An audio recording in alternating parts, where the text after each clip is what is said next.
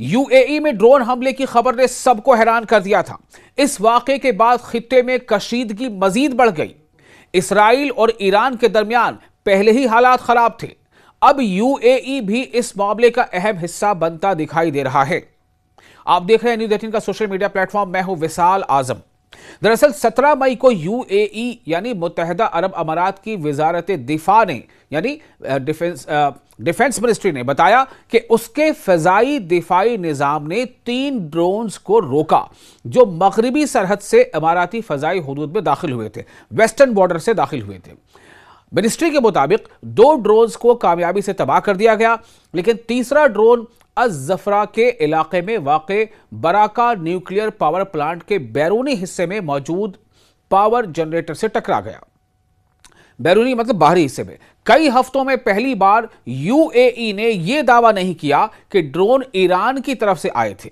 You اے ای نے یہ دعویٰ نہیں کیا کہ ڈرون ایران کی طرف سے آئے تھے، جبکہ اس سے پہلے بھی ایران کی مسلح افواج ان الزامات کی تصدیق کر چکی تھی۔ ان الزامات کی تصدیق نہیں کر چکی تھی۔ وہ بار بار کہتی رہی ہے، ایران کا بار بار کہنا ہے کہ ڈرون حملے ہماری طرف سے نہیں کیے گئے۔ ایران کا ایک بہت ہی معتبر نیوز ادارہ ہے، اس کا نام ہے تسنیم، تو تسنیم سے بات کرتے ہوئے ایک فوجی ذریعے نے دعویٰ کیا کہ ڈرون حملہ اسرائیل نے کیا تھا۔ دھیان سے سنیں، فوجی تسنیم سے، جو ایران کا ایک معتبر میڈیا ہے تسنیم، اس سے بات کرتے ہوئے ایک فوجی ذریعے نے کہا، ایک سورس نے کہا کہ یہ ڈرون حملہ جو یو اے ای میں ہوا وہ ایران نے نہیں بلکہ اسرائیل نے کیا تھا۔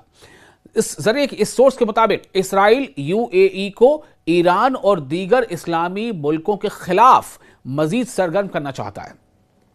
سورسز نے یہ بھی کہا کہ گزشتہ 3 مہینوں کے دوران یو اے ای یعنی متحدہ عرب امارات نے کئی نقصان دہ اقدامات کیے، جبکہ ایران نے یو اے ای کے خلاف بعض کارروائیوں کا کھل کر اعلان بھی کیا۔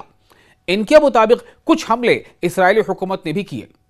فوجی ذریعے نے کہا کہ یو اے ای کو یہ سمجھنا چاہیے کہ بچوں کے قاتل اسرائیلی حکومت سے دوستی اسے نہ سلامتی دے گی اور نہ معاشی فائدہ، معاشی یعنی اکنامیکل بینیفٹ، بلکہ اس سے ملک کی سیکیورٹی، معیشت اور ساکھ کو نقصان پہنچے گا۔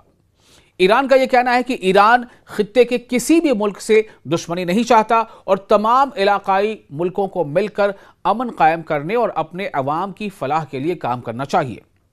یاد رہے کہ 2020 میں یو اے ای نے اسرائیل کے ساتھ تعلقات معمول پر لانے کے لیے ابراہم اکارڈ پر دستخط کیے تھے۔